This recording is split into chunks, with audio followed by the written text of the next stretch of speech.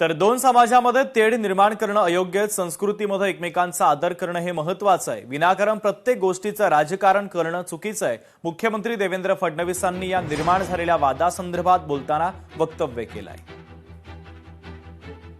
कोणीही कुठल्याही समाजाला एकमेकांसमोर उभं करणं हे योग्य नाही. समाजात तेढ निर्माण करणं हे देखील योग्य नाही. एखाद्या समाजाची एखादी परंपरा असेल तर ती परंपरा त्यांनी सांभाळली पाहिजे. इतर समाजांनी त्याचा एक प्रकारे मला असं वाटतं की आदर केला पाहिजे आणि इतर समाजाचा आदर देखील ज्यांची परंपरा आहे त्यांनी केला पाहिजे. दोघांनी एकमेकाचा आदर करणं हे मला असं वाटतं की आपल्या संस्कृतीत एकमेकाचा आदर करणं हेच महत्वाचं आहे. विनाकारण प्रत्येक गोष्टीला वादामध्ये नेऊन त्याच्यामध्ये राजकारण ओतणं यांनी कधीच फायदा होत नाही, त्यांनी मतं देखील मिळत नाही. रोहित पवारांच्या अन्नत्याग आंदोलनाचा आजचा तिसरा दिवस आहे. शेतकऱ्यांच्या सरसकट कर्जमाफीसाठी रोहित पवारांनी आता एल्गार पुकारलेला आहे. सरकारनं कर्जमाफीबाबतच्या 2 अटी काढाव्या, आमदार रोहित पवार यांनी आता मागणी केली आहे.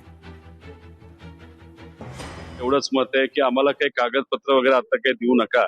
आमचं एवढंच मत आहे की तुम्ही मुंबईला आहात, मुंबईमध्ये ठीक आहे, तुम्ही इलेक्शनच्या गडबडीमध्ये असू शकता, पण आज शेतकऱ्यांच्या जीवनामध्ये ज्या काही अडचणी आहेत त्या जर सोडवायच्या असतील तर या 2 अट तुम्ही ज्या GR मध्ये टाकलेल्या कर्जमाफीच्या त्या कृपा करून तुम्ही काढाव्या, एवढीच आमची छोटीशी मागणी आहे.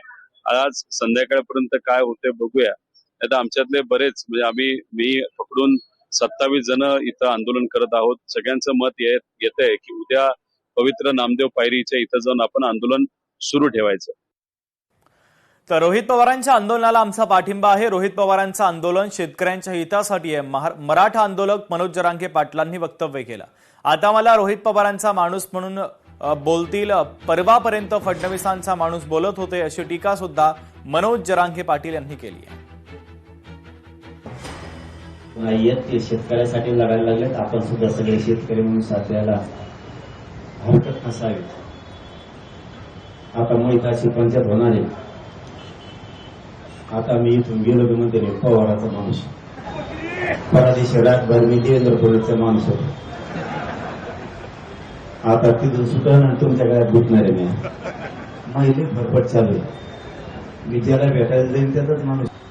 कुणी कुठल्याही पक्षाचा असो, शेतकऱ्यांच्या साठी कोणी मैदानात असत तर आम्ही सगळेजण कायम सोड केलाय.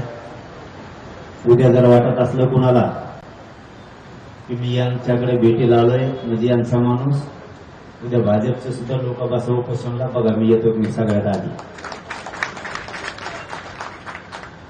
फक्त ते नाव ठेवू नये, ते त्यांच्या भूमिकेवर आहेत. आम्ही आमच्या भूमिकेवरती ठाम आहेत. भूमिका शेतकऱ्याची आपण सगळ्यांनी बळ दिलं पाहिजे. किती राजकीय म्हणलं तरी मान्य किती जणांनी करायचं याच्यापर्यंत सुद्धा विषय, पण आपण शेतकऱ्यासाठी बोलतोच. माझं तरी मत आहे आपण या आंदोलनात तरी त्यांना शेतकऱ्याची लढाई म्हणून सगळ्यांनी बघावं. आपण का त्यांच्या राजकारणासाठी किंवा कोणाच्या याच्यासाठी आलेलो नाहीये. ते शेतकऱ्यासाठी लढायला लागलेत. आपण सुद्धा सगळे शेतकरी म्हणून साथ द्यायला हरकत नसते. लोकशाही मराठी ऐका, पहा, जागरूक रहा.